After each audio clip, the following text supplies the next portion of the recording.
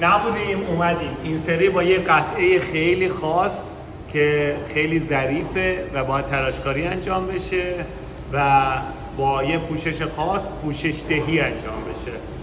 یکی از دوستان سفارش ساخت همچین قطعه‌ای داده بود که ما اومدیم کارخونه تراشکاری. حالا میریم بخشای مختلف رو براتون به نمایش میذارم. که میبینید بخش تراشکاریشه و همچنین آزمایشگاهشه که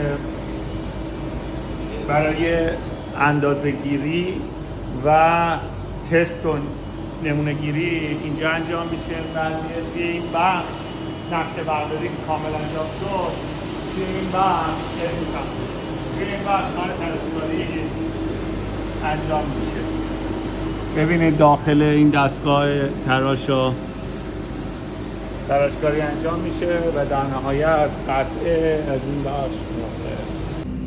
خب دوستان اینجا که اومدیم بخش پوشش دهی بعد از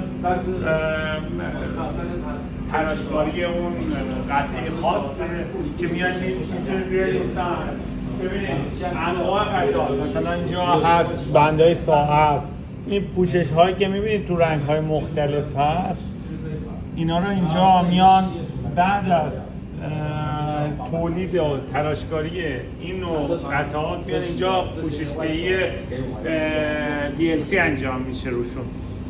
دوستان در حال بازگشت از کارخونه هستم. اگر تو صنف خاصی فعالیت میکنید که میخواید من بازدید از کارخونهش انجام بدم، حتما توی کامنت ها برام بنویسید. من در اسرع وقت به کارخونه معتبر از همون صنف و همون محصول مراجعه میکنم و براتون پست میذارم. ممنون از همراهیتون.